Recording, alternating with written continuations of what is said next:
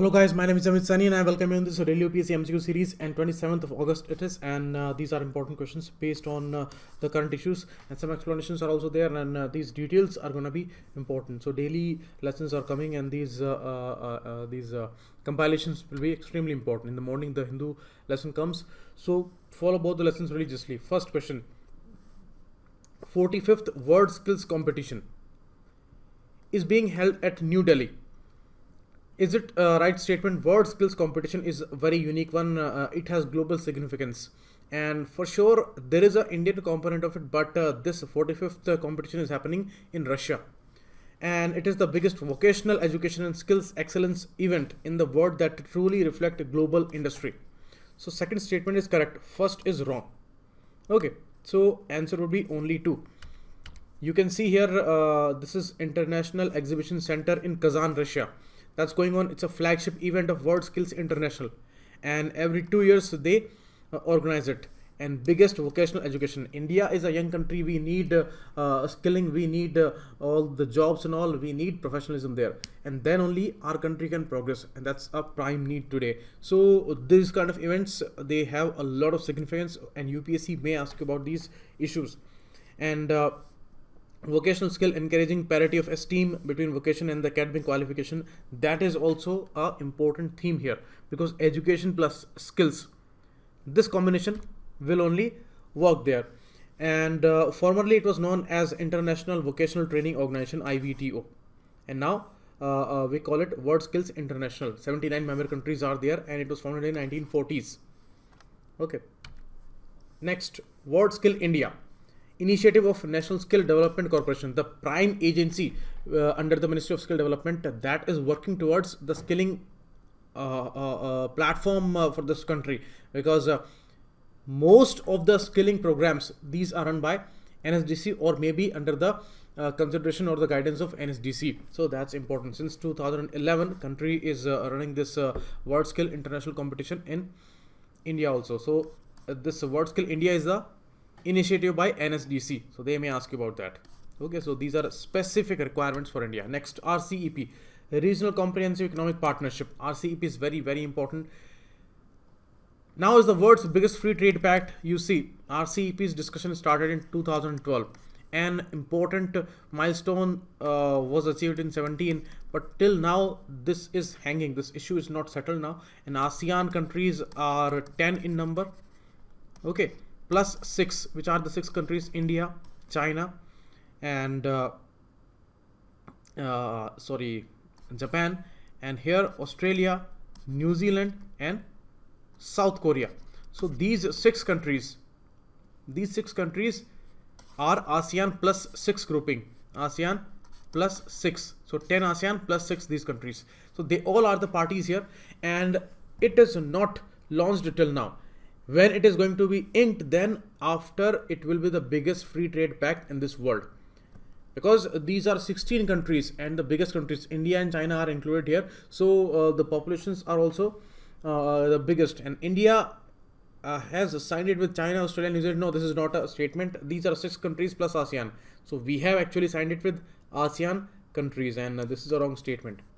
Okay, and this is also a wrong statement. D is the answer. Now this issue is extremely important, because Act East policy is going on for us, and with China we have specific issues, and our trade deficit is also very huge with China, and we are importing a lot of things from China, and China is the biggest exporter to India. Now RCEP becomes much more important. This is going to be the biggest economic bloc, and because of the free trade pact, means all the tariffs and all these issues will be lowered. And you can see these are the 10 member states of Association of Southeast Asian Nations, and this is going to be the FTAs. Here existing FTAs are there with these countries for ASEAN, but this RCEP is going to be the very huge phenomena, and RCEP aims to boost goods trade by eliminating most tariffs and non-tariff barriers. Now, why this issue is hung? Because India has its own limitations there. Some things we will export more, and these countries will want them with lowest of tariffs or a total elimination of the tariffs. So that thing will affect our exporters, and with China we have a huge trade deficit, so many conditions are also attached there. So it's a very complex issue, and in the present form it is very difficult for us to go ahead. So that's why this is hanging, and not much activity we are observing here. But in August 19 and in March 19, some important meetings were there. Trade negotiation committees were discussing these issues, and now Department of Commerce is discussing the important points just to give it some impact there. So liberalized investment norms, and as an economic bloc where lower tariffs will be there, and doing away with the service trade restrictions and all, and these things are important here. And India's image is the image where a country who is having a important service sector for export. So that is our important image. And you see this map is not completed. Actually it is given on Wikipedia, and there our official map is not taken. So this is a wrong map. Actual map would be like that. Okay, so please do not get me wrong. I have taken that from Wikipedia there. These are the 10 countries, and Australia, New Zealand, and here South Korea, Japan, and China. These are one. So this is the detail here, and close to 3.5 billion people will be there in this group, and the economies will be close to more than $200 trillion by 2050. This is the assessment by international bodies. Okay, and you can see the impact of Chinese trade for India that is affecting this RCEP deal, and that's why in the present form it will be a problematic thing for us. Okay, although if the issues are settled, then it is the best deal for India. As in the morning we discussed that with European Union, the FTA negotiations are going on, and that should happen as early as possible for India. So India EU FTA is being discussed, and RCEP is the other important thing, but RCEP is much more important. Okay, these are the details. You can go through these text for the in the PDF, and the reasons are given that why it is not good for India in the present form. And apart from China, India is also losing out to financial and technological hub of Singapore, because they are extremely developed in these areas, and India's economy is struggling on many issues, like the services sector is not that much huge as it was there 10 to 12 years ago. So that is also a problem here. Manpower is available, but the problem of skills and problem of economy they are affecting a lot. Agriculture and dairy majors like Australia, New Zealand, they are giving an edge to India here, because India is the milk producing country, but the dairy majors are Australia, New Zealand, these kind of countries.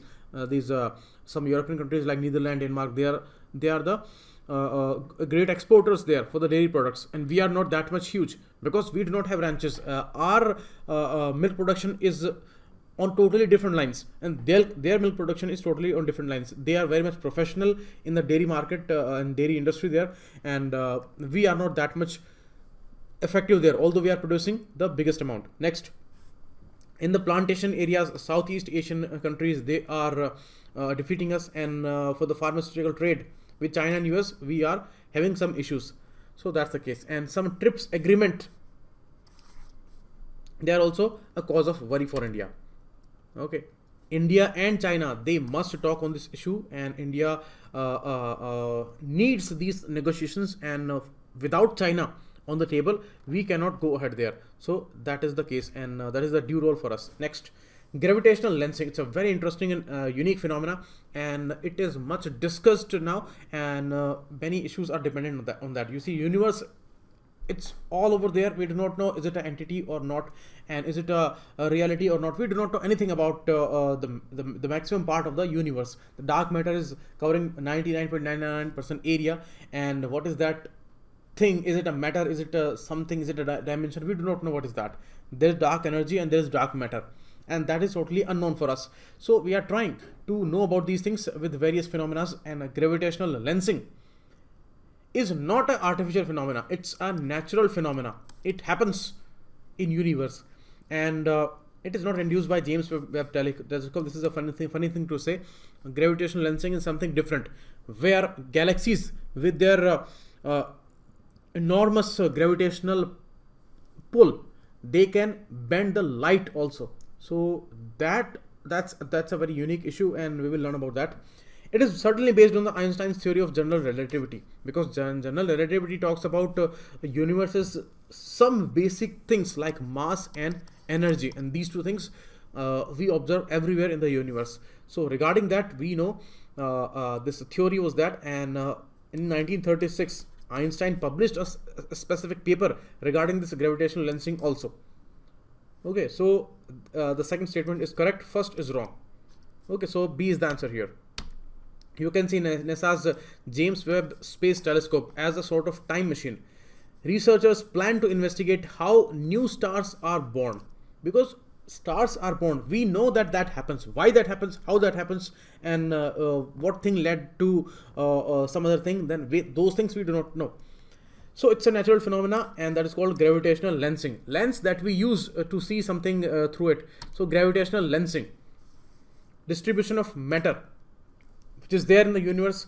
So if that matter is between some distant light source, suppose the light is coming from sun, between the sun and the earth, if that matter affects the light, if it is bent due to the enormous pressure of gravity, suppose a galaxy is there between sun and the earth, so that will affect. So this way we can know about distant stars. So this is a huge phenomena. It is not limited to solar system or something like that, because it is about galaxies, and we are a very small part of a galaxy, and galaxies affect these light sources. So it's a very huge phenomena, and related to Albert Einstein's general theory of relativity. You see the round here, this is bluish round here, it is actually light, but that is bent.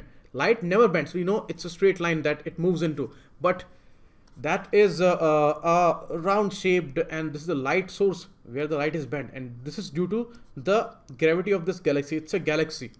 Okay, so that's the case. You can see these are extremely interesting things. Space wrap theory and all, these are important ones, so you must read about those things. UPSC is asking some many questions regarding those, and the new discoveries and new experiments they are totally focusing on. Next, SDDS.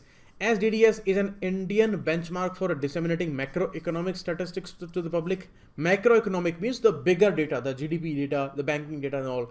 So is it an Indian benchmark? No, it is the IMF's system of disseminating macroeconomic statistics to the public. It's a global benchmark by IMF.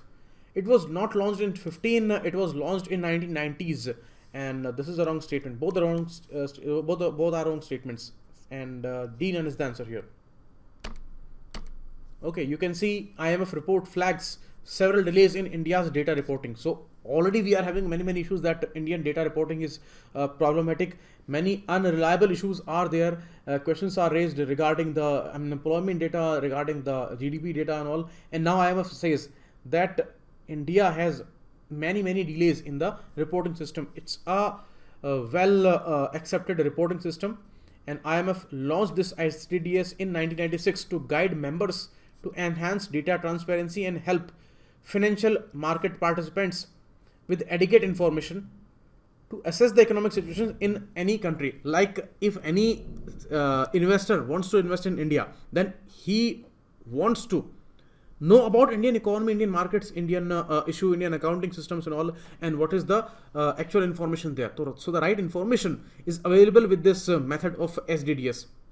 Okay, so here we are failing here. In 1996 it was launched, and there is an annual observance report by IMF where they have raised many issues regarding the 2018 delays by Indian country. You can see 120 days delay. It was problematic. Okay, so you can see these details are given here. You can go through all of these things. Okay, now SDDS Plus is also being discussed. It's the highest tier in the funds data standard initiatives and builds on the progress achieved under SDDS. So there are subscribers for SDDS. India is also the one, and that's why the report came regarding India in the annual observance report by IMF. Remember that. Next, Krishna Temple. Krishna Temple is a highlighted issue. Prime Minister Modi ji visited Bahrain, and he was the first Prime Minister who visited Bahrain there, and $4.1 million aid is given for the redevelopment of that. But you see, this temple was established around 1817, around 200 years back. But it was not by any Muslim community, it was by Bhatia Hindu community only. So it's the first and the oldest temple in the Gulf countries. That's correct. And it's a place of worship in the Gulf area. So that's a correct statement. First is a wrong statement. So only 2 is the answer here. B is the answer. And these are the details here.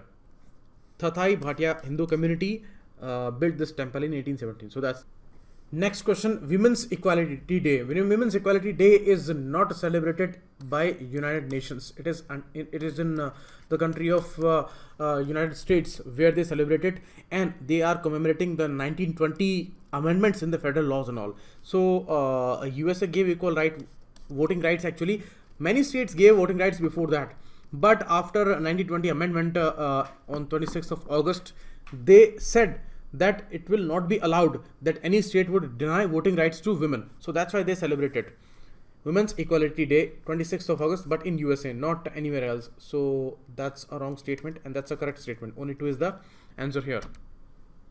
Okay, you can read the thing here. It's important. Next, Jaguar planes currently used by IAF, Indian Air Force. These are built by Hindustan Aeronautics Limited, Russia, UK, France, or USA. There was a company. There was a important collaboration between the British and the French company. So the answer is C, not A, B, or D. Answer is C. We are using those planes, although they have stopped using those planes, but we are using these planes. There are upgraded versions for that, and there was some talks that retire these Jaguar planes. So the phase out will start by 2023 according to the new report, and some engine changes were also demanded, but right now the ministry says that this is not needed, and we will continue with the same things, and some additional issues will be there, like the SRAM missile will be given to this Jaguar plane, and that will be the first missile from any winged plane. So SRAM, a short range air to air missile.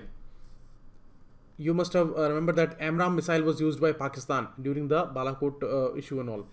So this was SIP Jaguar company, and you can see the abbreviation here. It's a joint venture between Brigade and the British Aircraft Corporation. Brigade, the French company, and British Aircraft Corporation by UK. They built this train as a jet trainer in 1960s.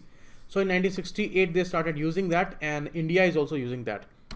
Okay, this is the information. Please go through this news. It was there in yesterday's newspaper. So this is all for today. We will meet again tomorrow. Thanks a lot. Keep watching. It was Amit signing.